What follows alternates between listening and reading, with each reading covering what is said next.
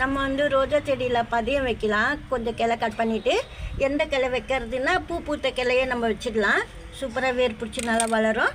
இந்த பாட்குள்ளே வந்து orange colour பூ பூக்கும், டார்க் ஆரஞ்சு கலரு. இதில் தான் ஏற்கனவே பதியம் வச்சுருக்கிறேன் பாருங்கள், பன்னீர் ரோஜா. ஒரு 2 days தான் ஆகுது இந்த ரோஜா கிளை வச்சுட்டு. இப்போ நான் இன்னொரு கிளை வைக்கலான்னு இருக்கேன் பதியத்துக்கு. நம்ம வந்து தொட்டியெல்லாம் தேவையில்ல, எந்த தொட்டியில் வைக்கிறதுன்னு சொல்லிட்டு நம்ம ஒரு ரோஜா வளர்கிற செடியில் கூட நம்ம பதியம் வச்சிடலாம். ரொம்ப நல்லது. ஏன்னா இப்போ வந்து ரெயின் வருது அப்பப்போ, அதனால நம்மளுக்கு செடி நல்லா வளரும். வச்சோம்னா வேர் பிடிச்சி காயாது கிளை கூட. பாருங்கள், இது வந்து ஒயிட் ரோஸு. ஏற்கனவே பார்த்துருப்பீங்க, நல்லா அடுக்கு பூவாக பூத்துது. ஏற்கனவே மொட்டு கூட இருக்குது பாருங்கள், மொட்டு வந்திருக்கு. பக்கத்தில் பாருங்கள் காஷ்மீர் ரோஸ் கூட பூத்துருக்கு.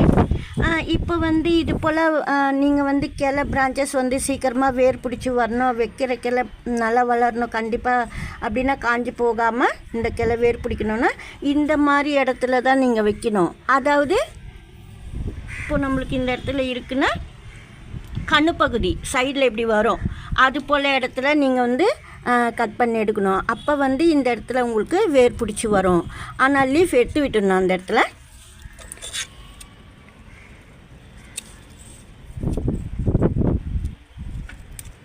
இது போல் 2 இலை நான் எடுத்துட்டேன்.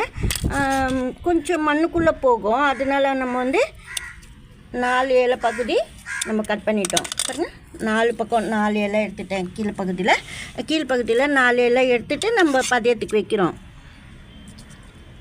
இப்போது அலுவீரை வந்து நம்ம வைக்கலாம்.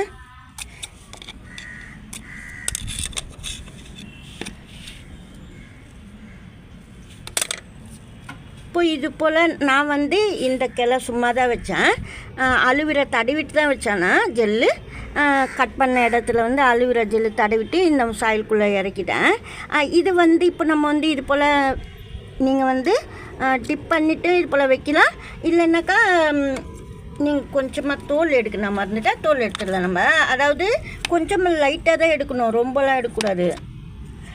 ஆனால் இந்த கண்ணு பகுதி மேலே வந்து இது போல் பிளாக் கலர் தெரியும். எப்படி இருந்தாலும் நீங்கள் அதை வச்சுட்டு கூட கண்டுபிடிக்கலாம் இந்த பிரான்ச்சுக்கு.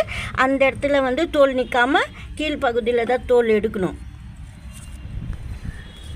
பாருங்கள், இது போல் வந்து நம்ம வச்சுட்டு, அதாவது இதுக்குள்ளே நான் வச்சுட்டேன்.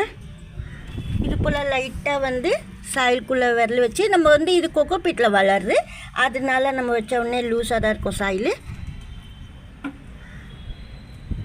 அந்த கண்ணு பகுதி உள்ளே இருக்கணும். அந்த இந்த அலுவீராவும் அது கவர் பண்ணிடணும். அந்தளவுக்கு நீங்கள் மூடி வச்சிடணும். அலுவீராக்குள்ளே தான் அந்த கண்ணு பகுதி வச்சுட்டேன். ஏன்னா அது கண்டிப்பாக தெரிஞ்சுக்கணும், அதனால நான் அந்தளவுக்கு சொல்கிறேன். இது போல் வச்சுட்டு இப்போ வந்து மழை வந்திருக்கு, அதனால ரொம்ப தண்ணி விடக்கூடாது. இருந்தாலும் நம்ம உயிர் தண்ணின்னு சொல்லுவாங்க, அதனால கொஞ்சமாக நான் தண்ணி விடுறேன். இந்த பூவை வந்து நீங்கள் பெட்டல்ஸ் மட்டுமே எடுத்து விடணும். பூவோடு தான் இந்த கிளை நம்ம நட்டு வைக்கிறது. அப்படி அப்போ உங்களுக்கு காயத்துக்கு வாய்ப்பு இல்லை கிளை, அதனால நான் பூவோட தான் பிரான்ச் வந்து நட்டு வச்சுருக்கிறேன். இதெல்லாம் கூட நீங்கள் மெத்தட் தெரிஞ்சுக்கிட்டிங்கன்னா சூப்பராக ரோஜா செடி வளர்க்கலாம். இதுக்கு டெய்லி தண்ணி விடலாமன்னா நீங்கள் எப்போவுமே போல் 2 days once தான் தண்ணி விடுவீங்க ரோஜா செடி, கோகோபீட் செடிக்கு. அதே போல் தான் விடலாம். இதில் அவ்வளோ சீக்கிரத்தில் காஞ்சி போகாது. கிளை ஈரப்பதத்தோடு தான் எப்போவுமே இருக்கும் அலுவீராவில் நம்ம வச்சதுனால. எல்லோ ரோஸ் பாருங்கள், எல்லோ ரோஸ் ஏற்கனவே நம்ம வந்து இந்த செடிக்கு எருவில் போடும்போது பூ மொட்டாக இருந்தது. இப்போ நல்லா அடுக்கு பூவாகவே பூத்துருக்கு பாருங்கள். எத்தனை நாளைக்கு வேர் பிடிக்கும்னு சொன்னாக்கா ஒரு 30 days ஆகும் நல்ல வேர் பிடிச்சி அதிகமாக வர்றதுக்கு. இந்த வீடியோவில் தான். மறக்காமல் லைக் பண்ணுங்கள். தேங்க்யூ ஃபார் வாட்சிங்.